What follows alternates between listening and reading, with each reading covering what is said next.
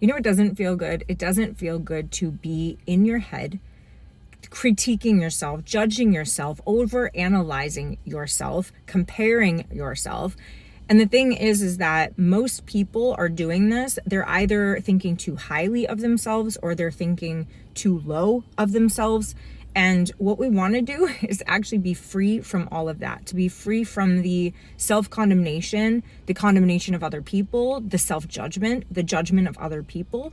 And how can we do that? Well, for me, here's an example. I used to go to the gym and I would be constantly thinking about my body and how it should be better, it should look better, comparing myself to all these other girls, looking to see if that guy thinks I'm cute or not. And if that guy didn't look at me and he's looking at that girl, like all this stuff. I was just so in my head, so in self-condemnation, judgment, comparison, blah, blah, blah.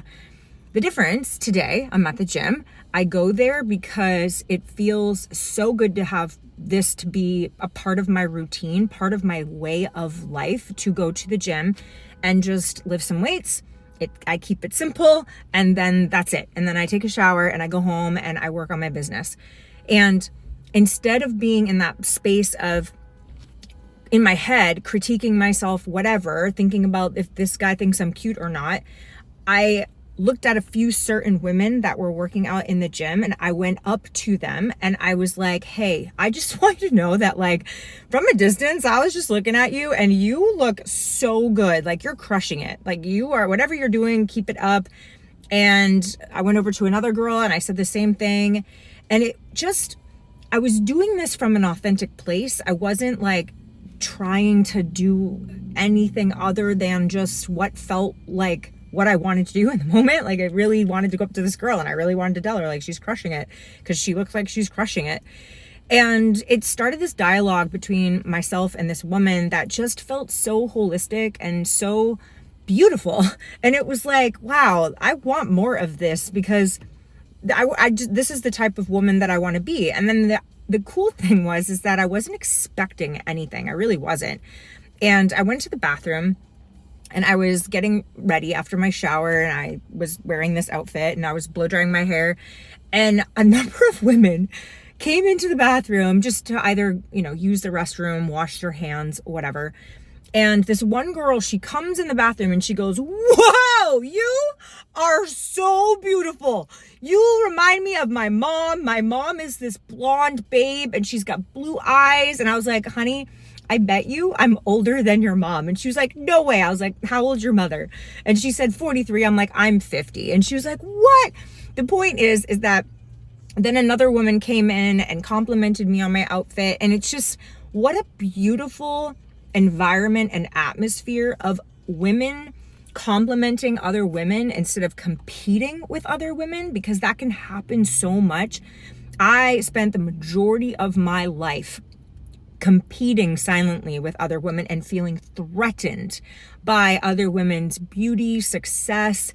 And I definitely do not want to live like that. I want to be someone who knows that there's abundance, because there's an abundance of love, an abundance of success, an abundance of money, an abundance of attention, abundance of all of this. And when we can finally give that to ourselves as women, when we aren't trying to use men as drugs to sniff and snort their attention or their validation to make us feel like we're worthy, then we can let men be men and give them the freedom to just be who they are and not take from them, because we're sourcing from God and we are able to be these embodiments of love, and we can pour out that love because we're getting all this love poured into us by God. And then we can be these beings of light and love, and we don't feel like we are prisoners of our own obsession of comparison, of judgment, of condemnation, of neediness, of codependency. That doesn't feel good. It never felt good to me. And so it wasn't until I was at my wit's end, honestly, of feeling like I wasn't free of these things. I felt like I was the most insecure, the most jealous woman on the planet. And I begged, well, I don't want to say I begged God, but I pleaded and I said, "God, please heal me from the inside out." And I will say that anything is possible. And I just wanted to come on here just to say that, like, I don't know if this could help anybody or inspire anybody or just make anyone feel validated that, like, you can become a person who, like, I became a person who's fiercely freaking unbelievably insecure and jealous to a woman who really, really loves who she is today.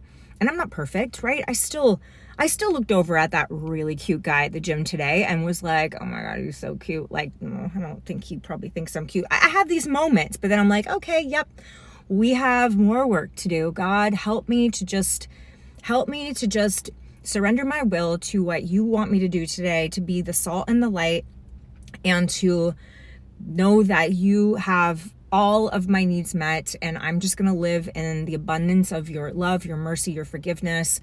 And I'm just going to give thanks and be grateful today, coming from a true gratitude for all that God has done in my life. And yeah, it's just a beautiful way to live. So as women, gosh, let's do the work. I have done the work. I have done a lot of work, and be these women who build each other up. It would just make for such a better world. Okay. What can you do today to build another woman up and to not try to sniff and snort men? We don't use men as drugs. No, they are beings with hearts, and they deserve love, and they deserve to have a woman in their life that's going to want to build them up and love them and want to not take from them, right? Because men want to give, and men want to give when they feel free to be able to give. Okay. I love you. Drop a comment and tell me what you think. Mwah.